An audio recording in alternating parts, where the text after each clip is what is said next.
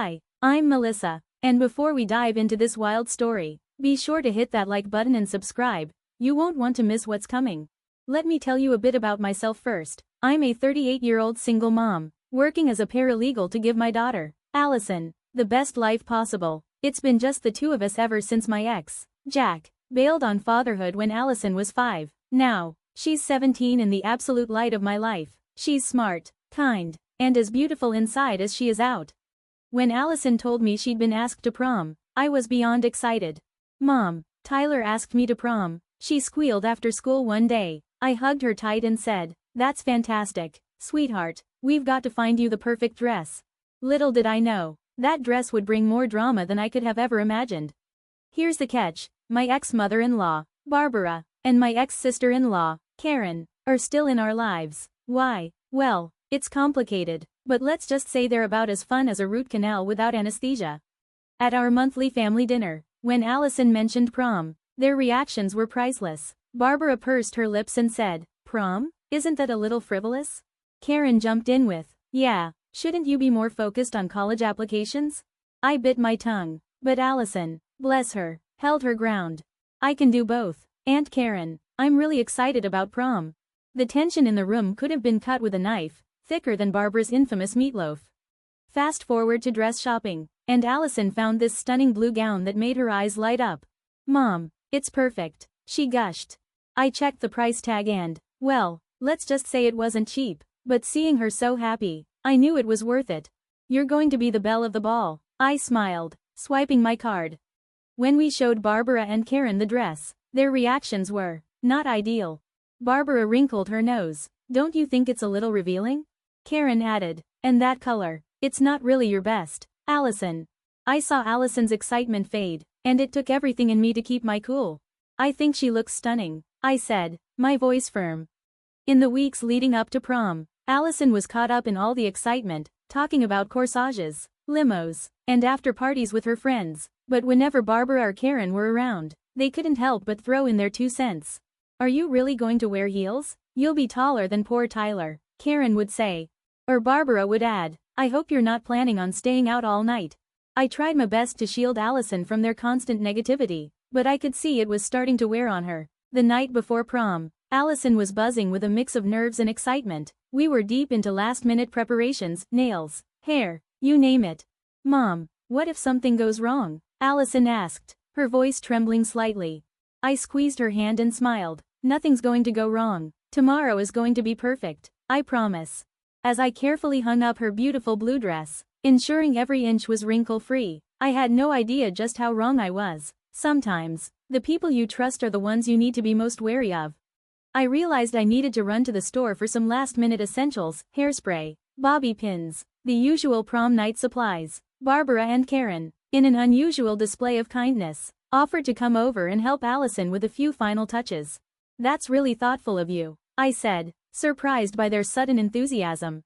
As they headed upstairs with Allison, I ignored the nagging feeling in my gut that something was off. Maybe they were finally warming up, I thought, but that decision to leave would lead to a night I'd never forget, and not in the way I had hoped.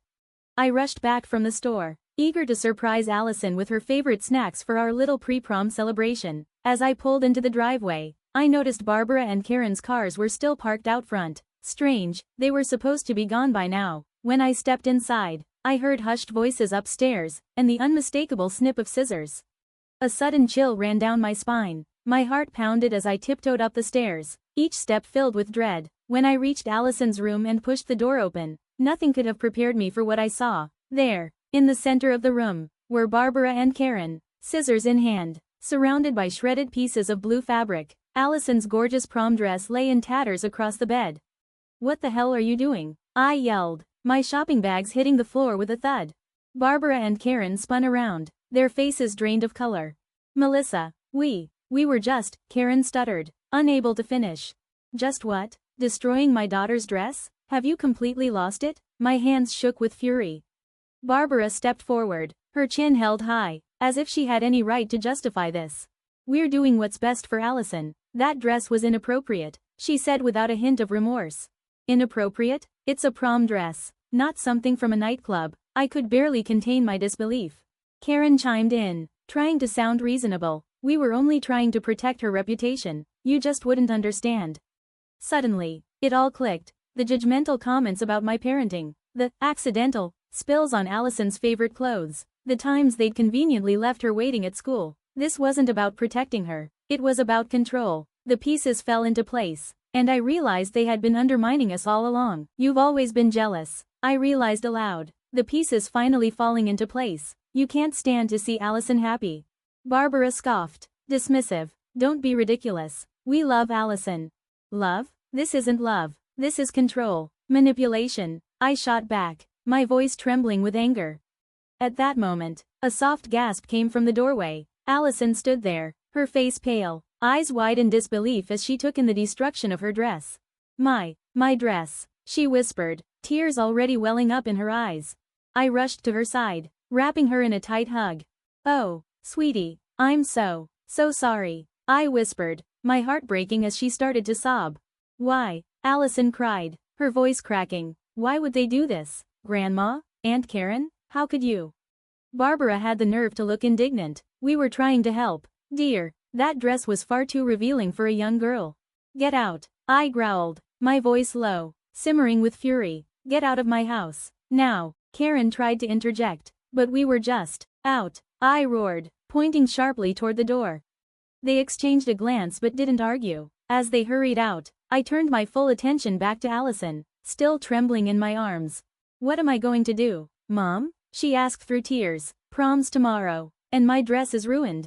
I held her tighter, my mind racing for a solution. How could I fix this? The dress shops were all closed for the night. We'll figure it out, sweetie, I reassured her, though I had no idea how. But I wasn't about to let her dream night be ruined, not by them, not by anyone. I promise, I said, trying to sound more confident than I felt, as I held my heartbroken daughter. Only one thing was clear. Barbara and Karen had crossed a line they couldn't come back from. This wasn't just about a ruined dress anymore, it was about years of manipulation. But first, I had to solve the most pressing issue, producing a prom dress in less than 24 hours. Talk about a mother's worst nightmare. Once Allison finally fell asleep, exhausted from crying, I sat at the kitchen table, my mind racing. This wasn't just an isolated incident, it was the culmination of years of subtle cruelty. I grabbed my phone and called Jack, my ex. We need to talk, it's about Allison. 30 minutes later, Jack was standing at my door, concern etched across his face.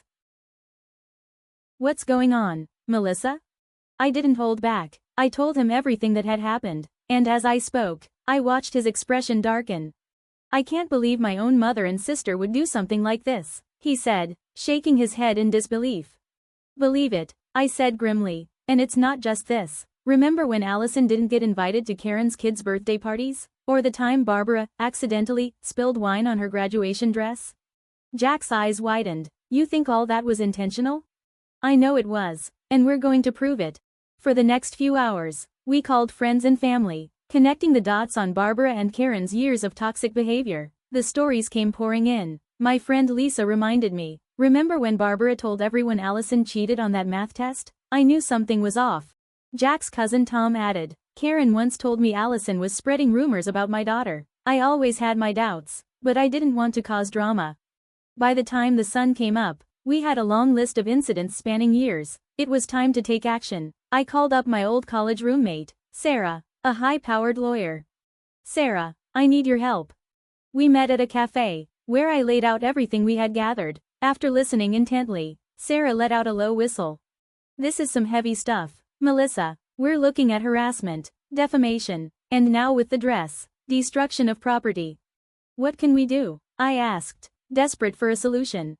Legally, we could pursue charges, Sarah said thoughtfully, but given its family, there might be a more impactful way to handle this. That's when an idea struck me. The annual family reunion was just 2 weeks away, and everyone would be there. Sarah, what if we expose them in front of the entire family? A slow, approving smile spread across Sarah's face. Now that's a plan I can get behind. Let's make it happen.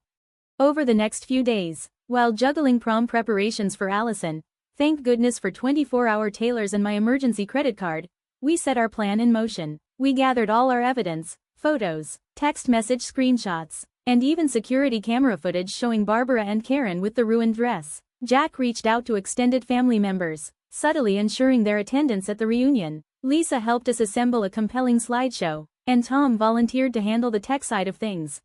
We need to make sure they can't wriggle out of this, I emphasized during one of our strategy sessions. Sarah agreed. I've drafted a statement outlining their actions. We'll hand it out to everyone after the presentation.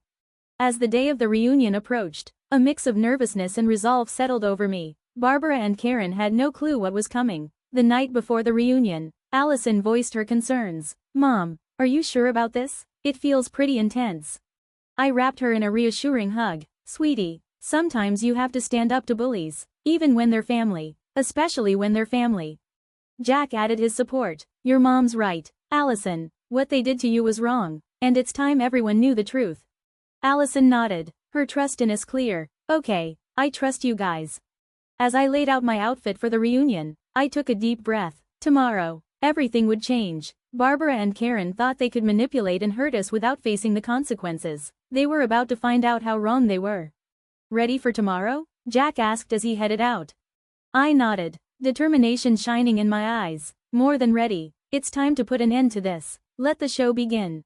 The day of the family reunion arrived, and my nerves were on edge. Allison, Jack, and I got there early to set up our presentation with Tom's help. As family members started to arrive, I watched Barbara and Karen greet everyone with fake smiles and cheerful hugs, oblivious to what was about to unfold. The sight made my blood boil and solidified my resolve. Once everyone had gathered, I stood up and cleared my throat. Excuse me, everyone, I need your attention for a moment. There's something crucial we need to address. Barbara looked puzzled. Melissa, dear, what's this about? I took a deep breath, steeling myself. It's about the years of manipulation, deceit, and cruelty that you and Karen have inflicted on Allison and our family. The room fell silent. Tom dimmed the lights, and our slideshow began. Last week, Barbara and Karen destroyed Allison's prom dress, I said, pointing to the security footage as it played. Gasps of shock filled the room. We went through incident after incident, the snubs at birthday parties, the ruined clothes, the hurtful rumors. With each revelation, the expressions of shock and disgust on everyone's faces grew more intense. Karen jumped up, her face flushed with anger. This is absurd. We've never done anything to hurt Allison. Her protest was drowned out by family members speaking up. Cousin Rachel said, so that's why you told me Allison couldn't make it to my wedding, you claimed she was sick.